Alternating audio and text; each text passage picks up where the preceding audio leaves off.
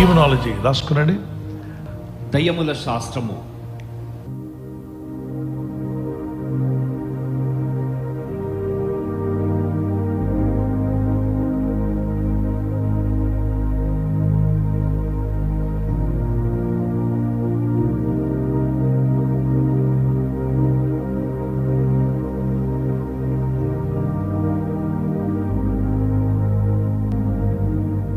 సాతాను తంత్రములను ఎదిరించడం ఎలా? నిజమే, సాతాను తంత్రగాడు. వాడు రకరకాలుగా మనుషులు చిక్కించుకోవాలని చూస్తారు. ఒక వేటగాడు పక్షిని పట్టినట్టు, జాలరులు చేపలు పట్టినట్టు సాతానుడు మనుషులు పట్టేవాడు. ఈ మనుషులు బట్టి ఈ సాతాను చేతిలో పడకుండా మనం తప్పించబడాలంటే ఏం చేయాలి? సాతాను తంత్రంలో మనం ఎరగని వారము కాము. 2 కొరింథీ 2:11 మీరు అపవాది తంత్రములను ఎదిరించాలంటే శక్తిమంతులు అవ్వాలి. శక్తిమంతులు అవునట్లు దేవుడిచ్చేటువంటి సర్వాంగ కవచాన్ని ధరించుకోవాలి. ఏం ధరించుకోవాలంటే సర్వాంగ కవచాన్ని. పూర్తిగా కంప్లీట్గా చదువుదాం. ఆఖరి వచనం చదవండి. ఆత్మ వలన ప్రతి సమయమందును ప్రతి విధమైన ప్రార్థనను విజ్ఞాపనను చేయొచ్చు. చూసారా, సాతాన్ని ఎదిరించడానికి సర్వాంగ కవచం తర్వాత ఉండాల్సింది ప్రార్థన జీవితం. ప్రార్థనను విజ్ఞాపనను చేయొచ్చు. ఆ విషయం ఆయన సమస్త పరిశుద్ధుల నిమిత్తం, అంటే సేవకులందరి కొరకు పూర్ణమైన పట్టుదలతో విజ్ఞాపన చేయొచ్చు. మెలకుగా ఉండాలంట. ఈ విధంగా చేయడం వల్ల సాతాను తంత్రాలు మనం జయించగలుగుతాం. అపవాది తంత్రాలు జయించిన వారు అవుతాం. సాతాను అనేకమైన తంత్రాలు పన్ని మనుషులను మోసగించేవాడు. 2 కొరింథీ 2:11 యాకోబు 4:7 అపవాదిని ఎదిరించడం, అప్పుడు వాడు మీ ఎద్దు నుండి పారిపోతాడని రాయబడింది. ఎఫెసీ 6:11-18 వరకు, 1 పేతురు 5:8-9 ఎఫెసీ 4:27, ప్రకటన 12:11, యెహోషువ గ్రంథం 6:10-20 వరకు సాతాను యొక్క తంత్రాలను జయించాలి అన్నది దేవుని చిత్తం. మీరు జయించాలి. వాడు తంత్రగాడు, వాడిని జయించే కృప దేవుడు మనకి ఇస్తాడు. మొదటిగా రాసుకోండి, సర్వాంగ కవచం ధరించుకున్నట అనేది మనకు కావాలి.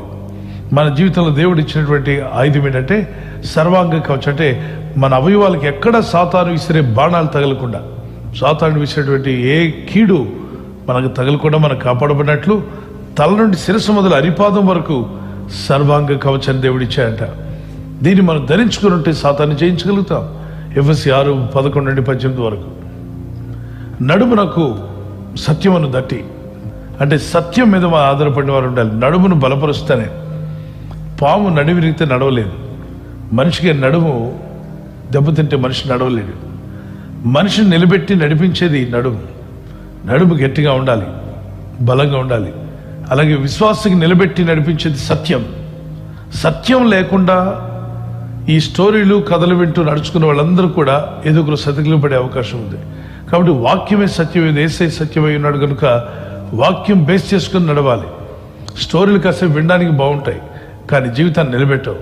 వాక్యం మనం చూసుకున్నప్పుడు ఆదియందు వాక్యం ఉండేది కనుక మన ఆత్మీయ జీవితాన్ని నిలబెట్టేది వాక్యమే.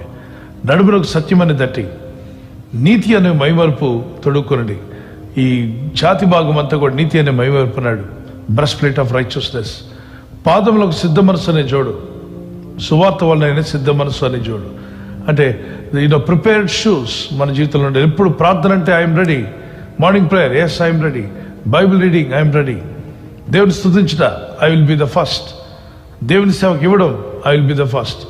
అటువంటి సిద్ధ మనసు కలిగిన వారుగా ఉన్నప్పుడు దేవుడు కూడా ఆయన సిద్ధ మనసుతో మనల్ని దీవించి ఆస్వాదిస్తాడు. 4వది రాసుకునండి, విశ్వాసం అనే డాలు పట్టుకోండి. విశ్వాసం అనే డాలు ఎందుకంటే మరి విశ్వాస జీవితంలో అనేకమైన బాణాలు విసురుతాయట సాతాను. ఈ బాణాలు మనకు తగలకుండా ఉండాలంటే, సాతాను విసిరే ప్రతి బాణం మన మీదకి వచ్చి తగలకుండా ఉండడానికి విశ్వాసం అనే డాలు మనకి సహాయపడుతుంది. డాలు అడ్డుకుంటుంది. అపవాది బాణాలు విసిరినప్పుడు బాణాలు దేనికి తగిలి ఆ డాలుకు తగిలి కింద పడిపోతాయి. ఎందుకనంటే డాలు మన చేతిలో ఉంది కాబట్టి. ఇన్ని రోజులు ప్రార్థన చేసావు, ఏంటంటే దేవుడు నీకు చేసింది అదొక బాణం, సాతాను విసురుతున్నాడు. అని ప్రార్థనలకు జవాబు రాదు, అదొక బాణం. నీ అప్పులు తీరవు, ఇది ఎవరి బాణం చెప్పాలి? సాతాను బాణం. మీ రోగం పోదు, సాతాను బాణం. మీ ఇల్లు పైకి రాదు, సాతాను బాణం. మీ పరిస్థితులు మారవు, సాతాను బాణం. ఈ బాణాలు ఇసురుతూ ఉంటాడు రోజుకోటి. విసురుతున్నప్పుడు ఆ బాణాలు మనకు తగలకుండా ఉంచేది ఏంటి చెప్పండి? విశ్వాసం. అంటే ఏంటి? ఓ అపవాది, నా దేవుడు నమ్మదగినవాడు, నేను పొంది ఉన్నాను జవాబులు. ఈరోజు కాకపోతే రేపైనా నేను ఆన్సర్స్ చూస్తాను. నీకు నీ భవిష్యత్తు అంటే నేను చెప్తాను. సాతానురా, నీ భవిష్యత్ నిత్య నరకాగ్నిగుండం. ఏదో ఒక నరకంలో ఏడుస్తావు నువ్వు వెళ్ళి. నీ ఫ్యూచర్ నరకాగ్నిగుండం, నా ఫ్యూచర్ పరలోక రాజ్యం. Mind is bright future, more bright future is mind. అనేక మార్లు విశ్వాసమైన డాలు కలిగి మనం ఉండాలి. అంతవరకు విశ్వాసాన్ని కాపాడుకోవాలి. ఐదవదిగా రక్షణ అనే శిరస్త్రాణం. తలకు హెల్మెట్ పెట్టుకుంటాం, అలాగే రక్షణ అనే శిరస్త్రాణం కలిగి ఉండడం దేవుని చిత్తమైంది. ఆరవదిగా దేవుని వాక్యమైనటువంటి ఆత్మకట్యం కలిగి ఉండాలి. ఆత్మకట్యం అంటే ఏంటి పిల్లరా? లోగోస్ అనేది రాయబడిన వాక్యం. ఈ వాక్యాన్ని చదువుతూ ప్రార్థన చేస్తుండగా రైమా అనే వర్డ్ మనకి ఇస్తాడు దేవుడు. అది లోపల నుండి వస్తుంటుంది వాక్యం. అది పలికినప్పుడు వాడు మన ఎదురు నుండి పారిపోతాడు. సో సాతాను జయించడానికి లోగోస్ అండ్ రైమా అనేటువంటి రెండు కూడా క్రైస్తవ జీవితంలో అవసరమైంది. రాసుకోండి. రెండవదిగా దేవునికి లోబడటం ద్వారా. జేమ్స్ 4:7 చెప్తుంది, దేవునికి లోబడి అప్పుడు అపవాదిని ఎదిరించండి, వాడు మీ యొద్ద నుండి పారిపోతాడని. అపోస్తల కార్యం 19:13-15 వరకు, యాకోబు 4:7, యెహోషువ 1:7, యోహాను సువార్త 14:23, మొదటి యోహాను 3:24, పరమగీతాలు 8:1-2 అపవాదిని మనం ఎదిరించాలట. కాబట్టి దేవునికి లోబడి ఉండండి. చదవండి స్క్రీన్లో. కాబట్టి దేవునికి లోబడి ఉండుడి, అపవాదిని ఎదిరించుడి, అప్పుడు వాడు మీ యొద్ద నుండి పారిపోవును. అప్పుడు వాడు మన యొద్ద నుండి పారిపోను. ఎప్పుడు వాడు మన యొద్ద నుండి పారిపోను అంటే మళ్ళీ అప్పుడు అనకండి. ఎప్పుడు? దేవునికి లోబడి దేవునికి లోబడి ఉండండి, అపవాదిని ఎదిరించు. చాలా మంది లోబడ్డారు కానీ ఎదిరించట్ల అపవాదిని. లోబడిన వారందరూ కూడా అపవాదిని ఎదిరించగలిగితే అప్పుడు, ఎప్పుడు? ఎదిరించినప్పుడు. ఎప్పుడు? దేవునికి లోబడి ఉండి అపవాదిని ఎదిరించినప్పుడు. అప్పుడు ఏమవుతాడు? అపవాది ఏమవుతున్నాడు? పారిపోతాడు. పారిపోవడం అంటే ఏంటి? పరిగెత్తుకుని పారిపోతాడు, అమ్మో ఇంట్లో ఉండలేనని. సో అపవాది మన యుద్ధ నుండి పారిపోయే పరిస్థితి మనం తీసుకురావాలంటే మన దేవుని వాక్యానికి లోబడాలి, అపవాదిని యేసు నామంలో ఎదిరించాలి. ఈ రెండు పనులు చేయండి. మీ గదుల్లో ఒకవేళ డిస్టర్బెన్స్గా ఉంటే, మీ ఇంట్లో ఎప్పుడు ఒక విధమైన, మీకు తెలుసు మా ఇంట్లో ఎప్పుడు ఈ సమస్య ఉంటుంది అని, ఆ సమస్యను సృష్టించే ఆత్మ యేసు అధికారం గల నామములో విడిచిపో. నాకు జ్ఞాపించండి, అది మీ గృహాలను విడిచిపోను గాక. ఆమేన్. మూడవదిగా చూడండి, ఇక్కడ మీరు చూస్తున్నారు అపవాదిని ఎలా ఎదిరించాలి. ఆ మేకపిల్ల చాలా చిన్నది, దానికంటే ఎన్నో 1000 రెట్లు బలమైంది ఎద్దు. ఈ ఎద్దుతో పోరాడేటప్పుడు నాకెందుకులే ఎద్దుతో అని చెప్పి మేకపిల్ల తప్పుకుంటుందా? తప్పుకోట్లా. ఎవరురా నువ్వు, ఎక్కడి నుండి వచ్చావు, నువ్వైతే ఏంటి, ఎంత బలం ఉంటే ఏంటి అని చెప్పి అది పోరాడుతుంది. చిన్న మేకపిల్ల అంత పెద్ద ఎద్దును చూసి పోరాడుతుంది. మనం ఏం చేస్తాం చెప్పండి? ఇప్పుడు ఆ చిన్న మేకపిల్లకి గొలియాతలాగా ఉన్నాడు ఎవరు? ఎద్దు. అయితే ఎద్దుతో ఏం చేస్తుంది? అది బుల్తో పోరాడుతుంది, వదిలిపెట్టట్లా. అది ఎత్తి అవతల పడేసిన మళ్ళా లేచి పోరాడుతుంది. నువ్వెంత, నీ శక్తి ఎంత నేను చూపిస్తానని. విశ్వాసి అలాగే సాతానుతో పోరాడాలి. మనం చూస్తున్నాం, వదిలిపెట్టట్లా, పట్టు విడవకుండా పోరాడుతూనే ఉంది. దానికి ఎంత ధైర్యం ఉండాలి, ఎన్ని గుండెలు ఉండాలి. దాని పక్కన ఏ మేకలు లేవు, అయినా కూడా దానికి ఇంత ధైర్యం. 10 మేకలు ఉంటే చేయట్లా, ఒక్క మేకే ఉంది. అయినప్పటికీ దానికి ఉన్నటువంటి ఆ ధైర్యాన్ని చూసి మనం మెచ్చుకోవాలి. పోరాడుతుంది. అసాధ్యమే కానీ సుసాధ్యం చేసే దేవుడు మనకు తోడుగా ఉన్నప్పుడు మరి దావీదుని చూడండి, దీనికి ఎంత పొగరో. చిన్నది అయినప్పటికీ పోరాడగలుగుతుంది. మీరు జయించగలుగుతారు అని విశ్వాసం ఉన్నవారు చేయటండి. ఎస్, మీరు జయించగలరు, జయించగలరు, జయించగలరు. జయిస్తూనే వెళ్ళాలి. ఇదిగోండి, ఎవరు వెళ్ళిపోయారు చెప్పండి, ఎవరు ఓడిపోయారు చెప్పగలరా? Praise the lord. లాస్ట్కి ఎద్దే వెళ్ళిపోయింది, అమ్మా నీతో నేను భరించలేనని. ఈరోజు సాతానుడు మిమ్మల్ని ఓడించడానికి ఎన్ని ప్రయత్నాలు చేసినా ఆఖరికి వాడు చెప్పాలి, విశ్వాసి నువ్వు చాలా బలవంతురాలివి, నువ్వు చాలా బలవంతుడివి, నువ్వు పట్టు విడవని వాడివి, ప్రార్థన పట్ల ఆసక్తి గల వాడివి, నీతో నాకెందుకులే అని వెళ్ళిపోవాలి. యేసు రక్తము ద్వారా అనండి, యేసు రక్తము ద్వారా. నిర్గమకాండం 12:7, ఆ రక్తం ఎవరింటి మీద ఉందో ఆ ఇంట్లోకి మరణదూత రాలేకపోయింది. ప్రకటన 12:11 వారిని జయించున్నారు. ఇక్కడ నిర్గమకాండంలో 12వ అధ్యాయం, ప్రకటన గ్రంథంలో కూడా 12వ అధ్యాయమే. ఇక్కడ 2 అధ్యాయాలు కూడా 12 కనిపిస్తాయి. 12లో 11వ వచనంలో గొర్రెపిల్ల రక్తమును బట్టి తాము ఇచ్చిన సాక్ష్యం బట్టి అపవాదిని వారు జయించున్నారు. మొదటి యోహాను 1:7-9, మత్తయి 26, 27, 28 వచనాల్లో, హెబ్రీ 9:14 ఆ యేసుక్రీస్తు వారి యొక్క రక్తము మనకు జయాన్ని ఇస్తుంది. ఆ రోజు తెగుళ్ళను జయించడానికి వారు యేసు రక్తాన్ని అంటే గొర్రెపిల్ల రక్తాన్ని వాడారు. ఈరోజు సాతాన్ని జయించే కృపదేవుడు మీకు ఇచ్చును గాక. 4 దేవుని స్తుతించడం ద్వారా, అందుకే ఇంట్లో స్తుతించాలి. కూర్చున్నా లేచినా దేవుని స్తుతించడం మర్చిపోకండి. పిల్లలకు కూడా చెప్పండి. కీర్తన 50:23లో ఆయన స్తుతించువాడు తన కొరకు మార్గం సరళం చేసుకుంటున్నాడట. స్తుతించినప్పుడు మార్గం సరళమవుతుంది. కీర్తన 119:164 సామ్స్ 119:164. దినమునకు ఎన్ని మార్లు స్తుతిస్తానంటే దావీదు 7 మార్లు. దినమునకు 7 మార్లు స్తుతిస్తా అంట. మరి యోబు గ్రంథం 1:21 అన్నీ నష్టపోయిన స్తోత్రాలు చెప్పాడు.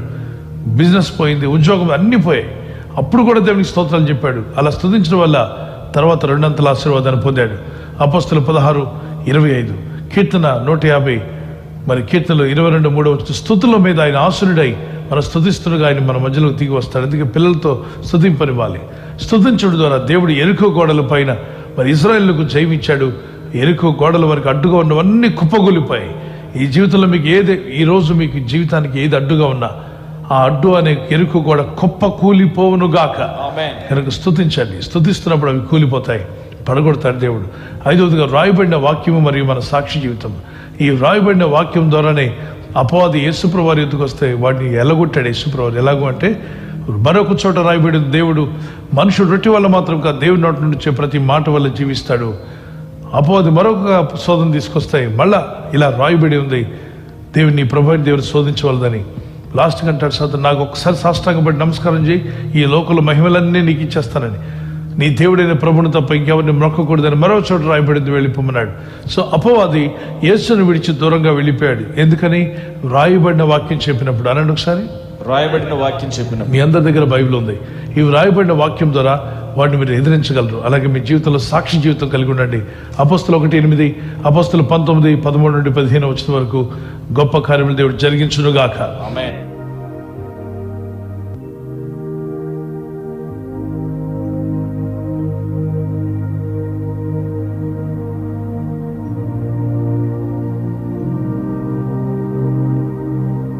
Importance of tithing, how and where we should tithe. అంటే టైథింగ్ దశమ భాగం అనేది ఇవ్వాలంటారా? అసలు కొత్త నిబంధనలు ఉందా? ఇవ్వాల్సిన అవసరం ఉంటుందా? అది పేదలకు ఇవ్వాలా? దశమ భాగం అనేది చర్చికి ఎందుకు ఇవ్వాలి? సేవకులు పరిచర్యకి ఎందుకు ఇవ్వాలి? పరిశుద్ధుల పరిచర్యకి ఎందుకు ఇవ్వాలి? దాన్ని పేదలకు కూడా ఇవ్వచ్చు కదా. ఏది చేయమంటారు? అలా చేయడం కరెక్టా, ఇలా చేయడం కరెక్టా? మన చుట్టూ పేదలు ఉంటారు, వాళ్ళకి మనం పనిచేస్తే దశమ భాగం సరిపోతుంది కదా. మళ్ళీ వెళ్ళి చర్చికి వెళ్ళి పాస్టర్ గారు ప్రార్థన చేయండి అని చెప్పి అక్కడ చర్చి అకౌంట్లో మనం వేయాల్సిన అవసరం ఉందా? మన చుట్టూ చాలా మంది బీదలు ఉంటారు, అనాథులు ఉంటారు, వాళ్ళందరికీ మనం ఖర్చు పెట్టేయచ్చు కదా అనేటువంటి ఒక ప్రశ్న. దశమ భాగం ఎంత ఇవ్వాలి? అసలు ఎవరు ఇచ్చారు? బైబిల్లో మొట్టమొదటి దశమ భాగం ఇచ్చింది ఎవరు? అబ్రహాం. అప్పుడు బైబిల్ ఉందా? లేదు. పాస్టర్ గారు ఉన్నారా? లేరు. చర్చ్ ఉందా? లేదు. బైబిల్లో దశమ భాగమును ఎవరు ఎప్పుడు ఇచ్చారు చూద్దాం. మొదటిగా అసలు బైబిల్లో దశమ భాగం ప్రారంభించిన వ్యక్తి అబ్రహాం. విశ్వాసంతో ఇచ్చాడట. ఎవరికి ఇచ్చాడు? మెల్కీసెదెక్ అనేటువంటి వ్యక్తికి. నీ శత్రువును నీ చేతికి అప్పగించిన సర్వోన్నతుడగు దేవుడు స్తుతింపబడును గాక అని చెప్పాను. అప్పుడు అతడు అన్నిటిలో అతనికి 10వ వంతు ఇచ్చాను. అన్నిట్లో ఏమేమి సంపాదించాడు వచ్చిన దాన్ని అన్నింటిలో కూడా, ఇందులో ఆ గంపలో 10వ భాగం తీ, ఈ గంపలో 10వ భాగం తీ, ఆ వస్తువులు 10వ భాగం తీ, ప్రతి వస్తువును లెక్క పెట్టించి పని వాళ్ళని పిలిపించాయి. దానా లెక్క కౌంట్ చేయి, ఎంత టోటల్ 1000 అయితే 100 తీసేసాయి.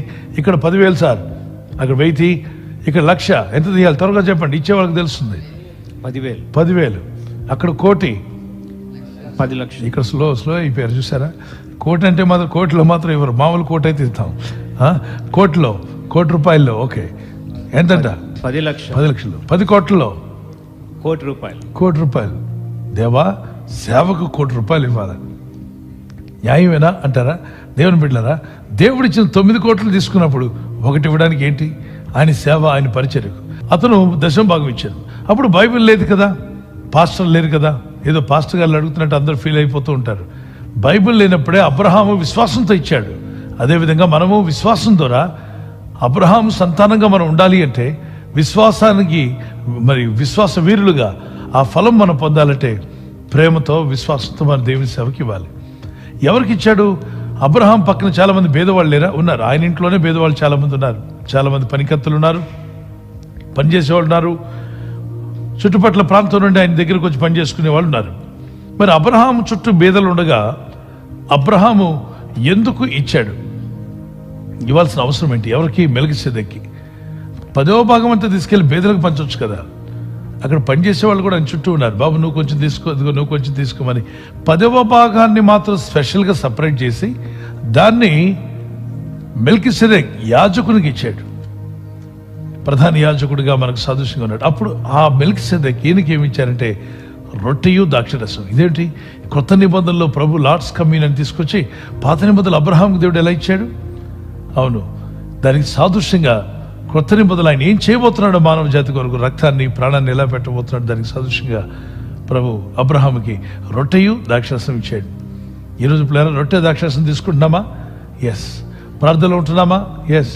అయితే మనం దేవుని పనికి ఇవ్వాలి అన్నది దేవుని వాక్యం తెలుసుకోవాలి. ఇది వాక్యంలో దేవుడు ఏర్పరిచిందే. మెల్కీసెదెక్ ఇచ్చాడు అంటే బైబిల్ లేనప్పుడు ఇచ్చాడు, వాక్యం రాయబడినప్పుడు ఇచ్చాడు, కమాండ్మెంట్ లేనప్పుడు ఇచ్చాడు. అసలు కమాండ్మెంట్ లేదు. పాత నిబంధన కమాండ్మెంట్ అంటే మేము ఎందుకు పాటించాలి? కొత్త నిబంధనలో కరెక్టే. పాత నిబంధనలో కమాండ్మెంట్స్ అప్పటికి రాలేదు. అబ్రహాం టైంలో కమాండ్మెంట్స్ లేవు. మోషే కాలంలో వచ్చాయి కమాండ్మెంట్స్. అంతకుముందు కమాండ్మెంట్స్ ఒక్కటి కూడా లేనప్పుడు దేవుడు అడగక ముందే విశ్వాసంతో ఇచ్చిన ఆయన ఎవరు? అబ్రహాం. అది కూడా ఎవరికి ఇచ్చాడు? దేవుని సేవకునికి ఇచ్చాడు. That is the first beginning of tithing. So let it go to God's ministry. అక్కడ నుండి దేవుని సువార్త పరిచయం జరగాలి. అందులో ప్రభు ఏమన్నాడు చూద్దాం. ఆదికాండం 28, 22 వచ్చిన వరకు.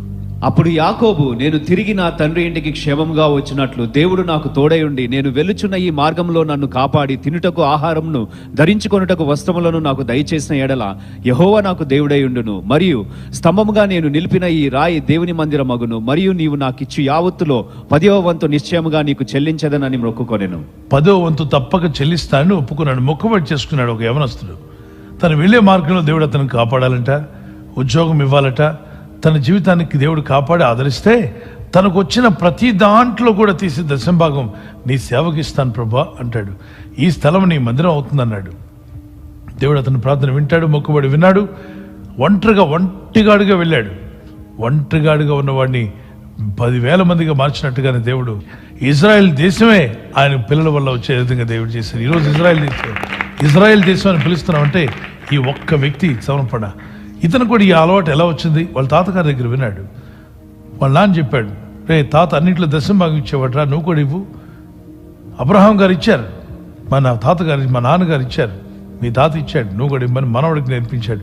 మనవడు తనకు వచ్చిన ప్రతి దాంట్లోకి ఏం రాకముందే నిండా 20 ఏళ్ళు నిండలేదు, అప్పుడే అంటాడు, దేవా నువ్వు నాకు ఏమి ఇచ్చినా, ఏం పొందుకున్నా, ఎక్కడికి వెళ్ళినా, ఏ దేశానికి వెళ్ళినా 10వ భాగం నేను నీ సేవకు పంపిస్తాను, నీ మందిరం కట్టిస్తాను, నాకు సహాయం చేయి, నన్ను దీవించు అన్నాడు. నిలబెట్టుకున్నాడు మాట. దేవుడు కూడా మాట నిలబెట్టుకున్నాడు. యాకోబు కొంతకాలానికి మర్చిపోయాడంట. మీకు తెలుసు తెలియదు, తర్వాత మాట్లాడుతున్న విషయాలు. మర్చిపోతే దేవుడు అంటాడు, నీవు నాకు ఇచ్చిన మాట ఏది? దశంభాగం ఇస్తా అన్నావు అని చెప్పి దేవుడు రిమైండ్ చేశాడు. దేవుడు రిమైండ్ చేసినట్టు చూస్తున్నాం. తర్వాత యోహాను సువార్త 12:4 వచ్చిన అక్కడ 300 దేనారములకు అమ్మి బేదలకు ఇవ్వాలని చెప్పారు. అందుకు యేసు అక్కడ ఒక వ్యక్తి అన్నాడు, ఏమనంటే యేసు ప్రభు వారికి అక్కడ జటవంత అస్తరు ఒక సహోదరి వచ్చి చాలా విలువైన ఖరీదైనటువంటి అత్తరు బుడిని పగలగొడుతుంది. గదంతా వాసనతో నిండిపోతుంది. అప్పుడు వాళ్ళందరూ అంటారు, అక్కడున్నవారు, అందులో ఇస్కరియోతు యూదా, ఏమమ్మా వేస్ట్ చేస్తున్నావు డబ్బంతా? యేసుప్రభు వారి పాదాల దగ్గర ఇటువంటి అత్తరు బుడ్డి పగలగొట్టాలా? ఈ డబ్బు నువ్వు అమ్మితే 150 దినారాలు చాలా ధనం వస్తుంది, అంటే లక్షలతో సమానం. ఈ రోజుల్లో స్ప్రేలు కూడా చూడండి, ఎయిర్పోర్ట్లో అమ్ముతుంటారు, చాలా ఖరీదైనవి కూడా ఉంటాయి, చాలా మంది కొంటూ ఉంటారు. ఆ రోజుల్లో చాలా ఖరీదైంది. ఆమె కొని పెట్టుకుంది. దాన్ని అంత ఖరీదైంది కూడా దేశే దగ్గర పగలగొట్టింది. దేవుని సేవ ఖరీదైన దానికన్నా గొప్ప విలువైందని గుర్తించింది. ఖరీదైన వస్తువుల కన్నా, ఖరీదైన ధనం కన్నా దేవుని సేవ ఉత్తమమైనది ఆమె గుర్తించి యేసు పాద సేవ పగలగొట్టింది. అప్పుడు ఆమె అంటుంది, అక్కడ ఉన్నవారు అంటున్నారు, అందులో ఇస్కరియోతు యూదా మెయిన్గా అన్నాడు, వేస్ట్ చేద్దాం, ఆ డబ్బు వేస్ట్ చేయి, ఇలా యేసు ప్రభు పాదాల దగ్గర పడేయి. మరి ఏం చేయాలి? ఇదంతా కూడా అమ్మి ఈ డబ్బు బేదలకు, అనాథలకు ఇస్తే ఎక్సలెంట్ మినిస్ట్రీ, అదే నిజమైన మినిస్ట్రీ, యథార్థమైన మినిస్ట్రీ అని చెప్పాడు. ఎవరు? ఇస్కరియోతు యూదా. ఈరోజు కూడా యూదాలు అంతే మాట్లాడతారు. యూదాలు చేయరు, చేసేవారిని చేయనివ్వరు. వీళ్ళు ఎవరు, ఇచ్చేవాళ్ళని ఎవరెవరు. యూదాకు సంబంధించిన మనసు ఎలాంటిదంటే, యూదా దొంగ అంట, మీకు తెలుసు కదా, కానుకలు దొంగిలిస్తుండేవాడు.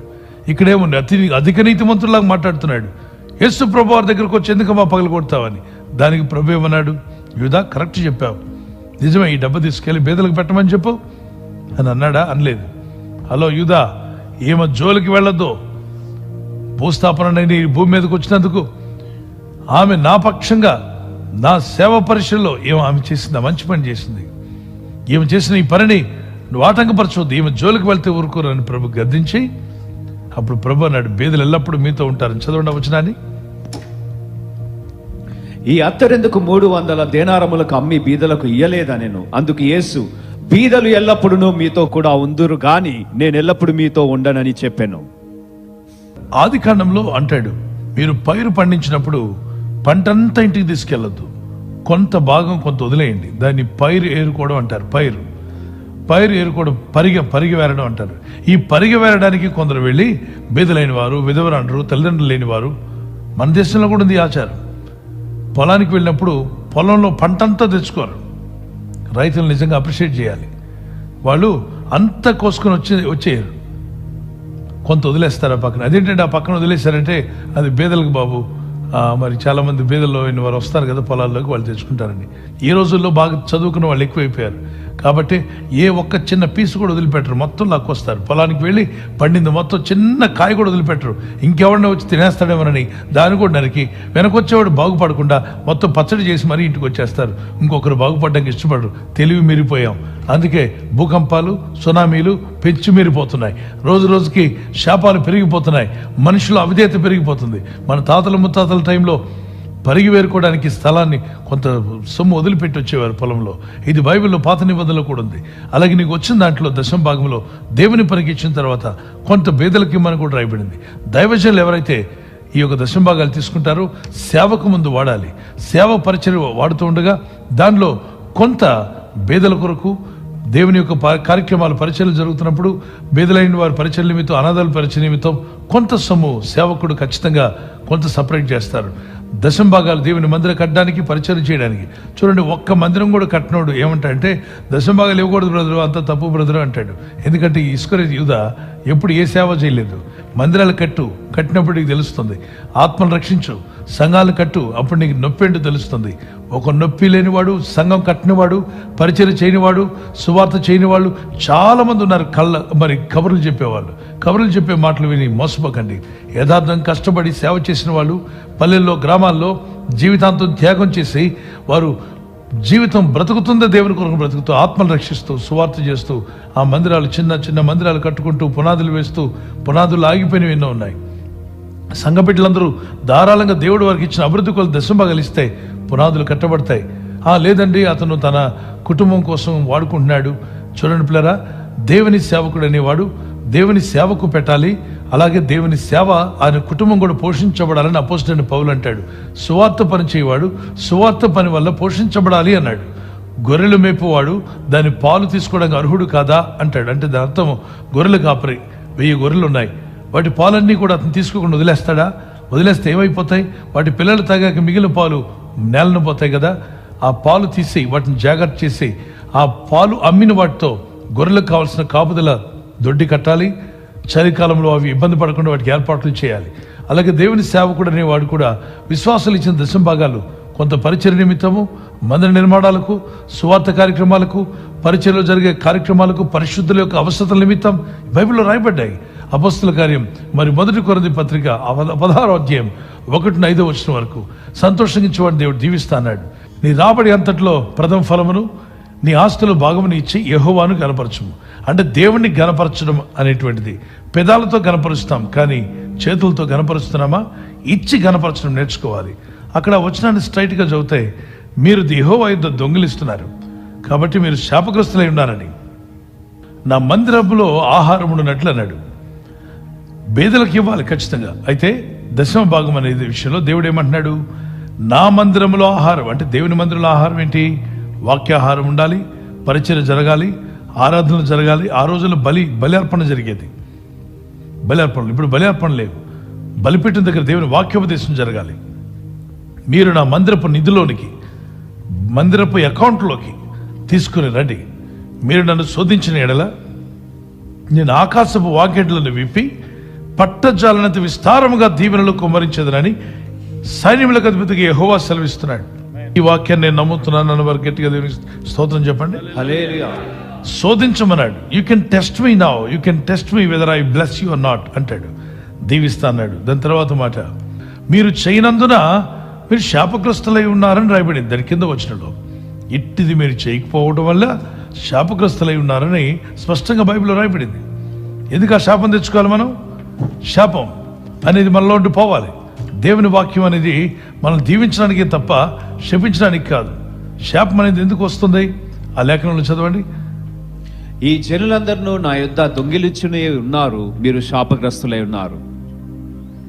ఈ జనులందరూ నా యుద్ధ దొంగిలించునే ఉన్నారు, మీరు శాపగ్రస్తులై అంటే ఫైనాన్షియల్ గా ఒక శాపం ఉంటుందా? దీన్ని మనం బ్రేక్ చేయొద్దా? ఈ శాపం అనేది బ్రేక్ అయిపోవాలి. మరి క్రొత్త నిబంధనలు ఇది ఎక్కడ ఇంప్లిమెంట్ అవుతుందండి? ఇది ఉండదు కదా. శాపాలన్నీ క్యాన్సిల్ అయిపోయాయి కదా. ఎక్సలెంట్. వెళ్దాం కొత్త నిబంధనలోకి. Matthew chapter 23:23. వాటిని మానక వీటిని చేయండి. అయ్యో వేషధారులైన శాస్త్రులారా, పరిసయ్యులారా, మీరు పుదీనాలోను సోపులోను జీలకర్రలోను 10వ వంతు చెల్లించి ధర్మశాస్త్రంలో ప్రధానమైన విషయములను అనగా న్యాయమును కనికరమును విశ్వాసమును విడిచిపెట్టి తిని వాటిని మానక వీటిని చేయవలసి ఉండెను. అక్కడ ఎవరో టైప్ చేసిన ఆయన అక్కడ వదిలేశాడు 2 లైన్లు. ఆయనకి ఇష్టం లేనట్టున్నాయి. 2 లైన్లు టైప్ చేయలేదు. కానీ తెలుగు బైబిల్లో మీరు చూడండి 2 లైన్లు ఉన్నాయి. వాటిని మానక వీటిని చేయండి. చూడండి, వాటిని మానక వీటిని చేయండి అనండి ఒకసారి. వాటిని మానక మీ తెలుగు వీటిని బైబిల్లో చేయండి. అంటే అవి మానొద్దు, ఇవి కూడా చేయండి. ఏంటి? కనికరము, దయ, ప్రేమ, ఇవి కలిగి ఉండండి. అవి కూడా వాటిని మానొద్దు అంటే ఏంటి అర్థం? మీరే చెప్పాలి. వాటిని మానక వీటిని చేయండి అని యేసు ప్రభువారు స్వయంగా చెప్పారు. అన్నిటిలో 10వ భాగం దేవునికి ఇవ్వాలి. అవి మానొద్దు. అవి ఇవ్వడం బాగానే ఉంది. మీరు ఎందుకు ఇస్తున్నారు? మానేయండి అనలేదు అక్కడ.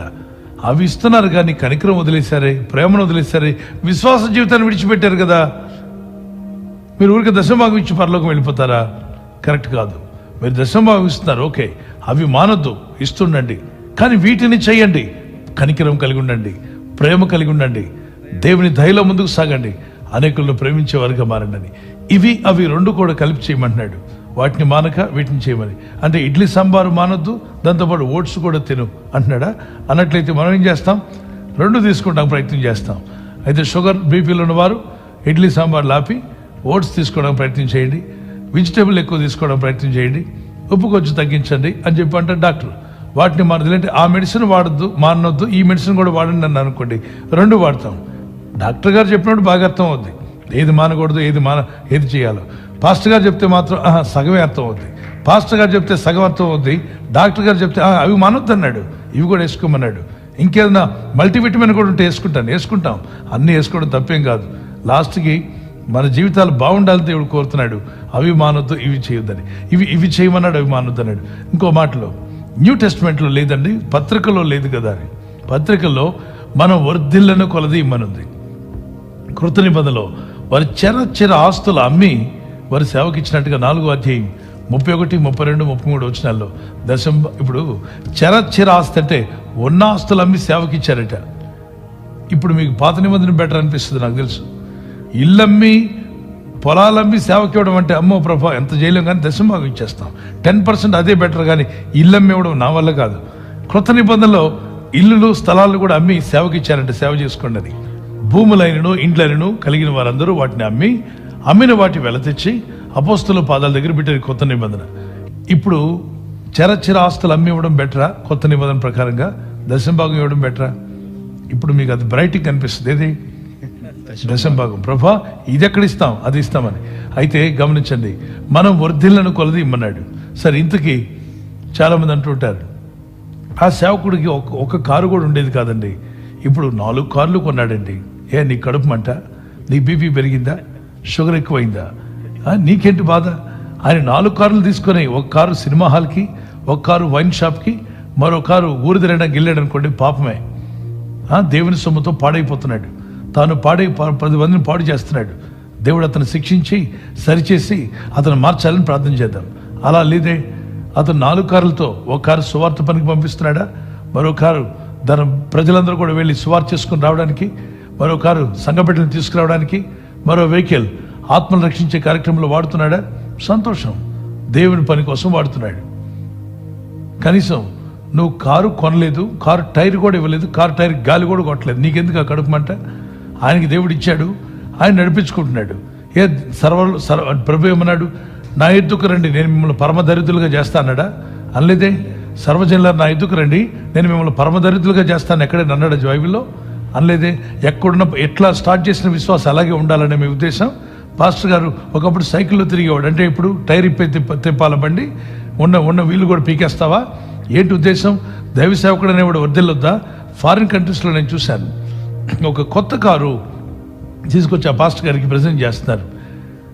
ఆయన నన్ను ఎయిర్పోర్ట్ నుండి ఆ చర్చికి తీసుకెళ్ళినప్పుడు ఆ మీటింగ్కి, అది ఒక మంచి కారు, అది కారు గురించి కూడా చెప్పాడు పాస్టర్ గారు. ఇలా కారు నాకు ప్రజెంట్ చేశారు చర్చి వాళ్ళు, చాలా నీట్గా ఉంది. ఒకప్పుడు ఈ దేశానికి వచ్చినప్పుడు చిన్న కారు కూడా ఉండేది కాదు, ప్రార్థన చేస్తూ వచ్చాను, దేవుడు కృప చూపించాడు, ఒక సహోదరుతో మాట్లాడుతాను, కారు తెచ్చి సంతోషం, కారులో వచ్చాం. ఆ 3 రోజుల మీటింగ్ అయింది. మీటింగ్ అయిన తర్వాత మా పాస్టర్ గారు ఒక గిఫ్ట్ ఇస్తున్నాం, ఒకసారి మీరు కూడా ప్రేయర్ చేయండి అంటే నేను కూడా వెళ్ళి నిలబెట్టాను. ఒక మంచి కారు అక్కడికి వచ్చింది, కొంచెం సీటర్స్ ఎక్కువ మంది పట్టే కారు, చాలా బాగుంది. వారు ఆ కారు ఇస్తున్నారు. ఇప్పుడు ఉన్న కారు ఆల్రెడీ ఒక కారు ఉంది, మంచి కారే, దానికన్నా బెటర్ కారు ఇస్తున్నారు. నేను అడిగాను, అంటే ఏంటి ఇక్కడ పద్ధతి అంటే, దైవజనుడికి ఒక కారు ఇవ్వడం వల్ల, ఆయన కారు పాత కారు 3 సంవత్సరాలు అయింది, అది రిపేర్ వస్తే ఆ గ్యారేజ్కి తీసుకెళ్ళి దాన్ని రిపేర్ చేస్తూ అక్కడ తిరగడం కంటే, ఆయన కొత్త కారు అనుకోండి 3 సంవత్సరాలు మళ్ళీ ఆగకుండా సువార్త పనికి, ప్రార్థనలకు, అనేక స్థలాలకు వెళ్ళడం రావడం, దేవుని కార్యాలు చేయడానికి వాడుకుంటాడు. ఆయన ఈ పాత కారు అయిపోయింది అనుకోండి, ఏదో రిపేర్స్ వస్తుంటాయి, దానివల్ల ఆయన గ్యారేజ్కి వెళ్ళి కూర్చోవడం, కారు రిపేర్ అయింది, ఇటువంటి బాధలు ఉండకుండా ఆయనకు ఒక 3 yearsకి ఒక కారు మార్చాలని మేము అనుకున్నాము సంఘస్థులందరూ. కాబట్టి 3 years అయిపోయింది ఈ కారు. ఇది మేము వేలం వేసుకొని సంఘంలో మేమంతా కూడా ఎవరో ఒకరు మాకు నచ్చిన వాళ్ళు తీసుకుంటాం, ఆ అమౌంట్ కూడా చర్చికి ఇచ్చేస్తాం. ఈ కొత్త కారు పాస్టర్ గారికి ఇస్తాం, ప్రతి 3 yearsకి ఒక కారు కొనిస్తాం. బాగుందా బాలిందా? కొంతమందికి అమ్మో ప్రభా, అదేం చర్చి ప్రభా, అలా ఇలా ఇస్తున్నారు. ఆ విషయం మన వాళ్ళకి తెలిస్తే సగం మంది బీపీ వచ్చి పడుకుంటారేమో. దేవుని బిడ్డలారా, దైవజనుడు బాగుపడడం మనం ఆశిస్తే కదండి మన బాగు కూడా బాగుంటుంది.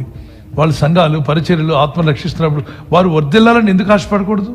వారు పైకి రావాలని ఎందుకు ఆశపడు? నాకు దైవజనులని తెలిస్తే నేను గాడ్ బ్లెస్ యూ అని చెప్తాను. They must be blessed. అబ్రహామును దీవిస్తే అబ్రహాం సంతానం దీవించబడుతున్నాడు కదా, అబ్రహాము నిన్ను దీవించవాలని దీవిస్తాడు.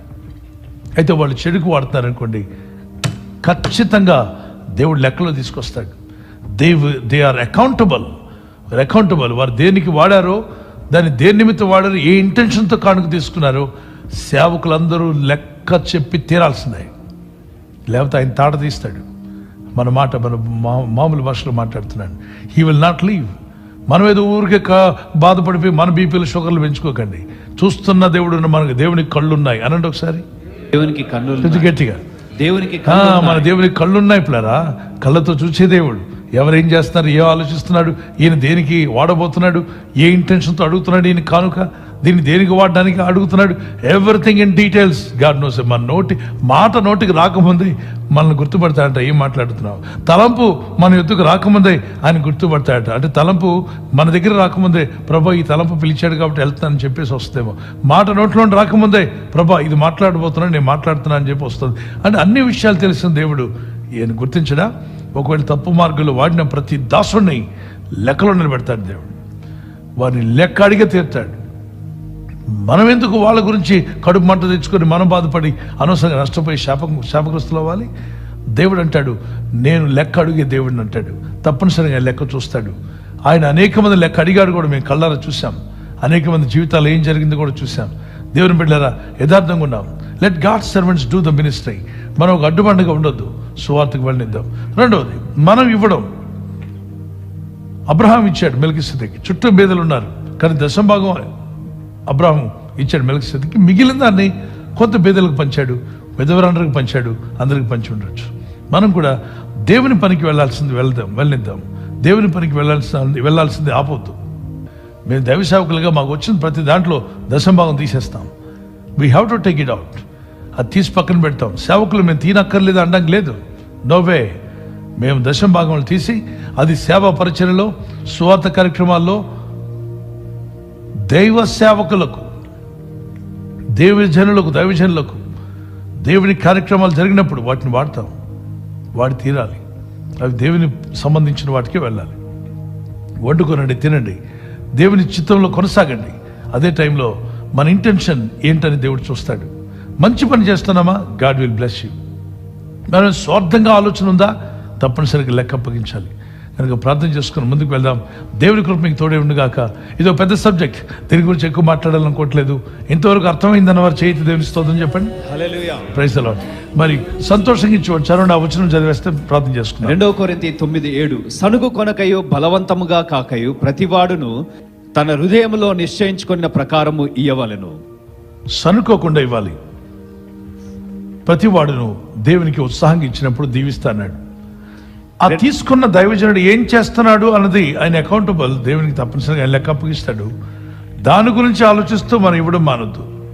మన హృదయం ప్రార్థనాపూర్వకంగా చేద్దాం. అంతేకాకుండా విత్తుచున్నవాడు, అందుకే వాక్యోపదేశం వినవాడు ఉపదేశించు వానికి అన్ని విషయాల్లో మంచి పదార్థాలు ఇవ్వాలని గలతీ పత్రిక 6:7 మాట్లాడుతుంది. ఎప్పుడు కూడా వన్ కార్నర్తో ఆలోచన చేసి మాట్లాడకూడదు. బ్యాలెన్స్గా ఆలోచన చేసే పరిశుద్ధాత్మ దేవుని సహాయము మనందరికీ దేవుడు దయచేయను గాక. Amen. Let's not waste the time. ఒక్క స్విచ్ ఆన్ చేస్తేనే ఊరుకోను. లైట్లన్నీ ఆఫ్ చేయమంట. ఒక్క లైట్ నేను కూర్చున్న స్టూడియోలో మాత్రం లైట్ చాలన్నా, అదంతా ఎందుకు వేస్తారు? Current waste. ఎవరు డబ్బులు కట్టాలి? మనం దేవుని డబ్బే కదా. అవసరం లేని దగ్గర ఫ్యాన్ ఆఫ్ చేయకపోతే ఊరుకోను. ఎందుకని? That has a pain behind it. ఎంతో పెయిన్ లేకుండా సేవ జరగదు. మనం అనుకుంటే అన్ని చక్కగా జరిగిపోతున్నాయి. There is a pain. We have to make it.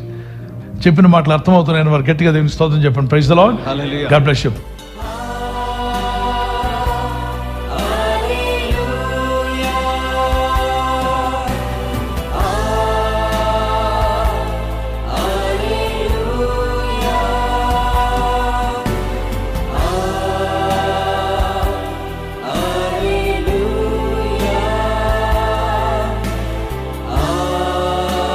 Thank you, Lord, my God. Praise you, Lord Jesus.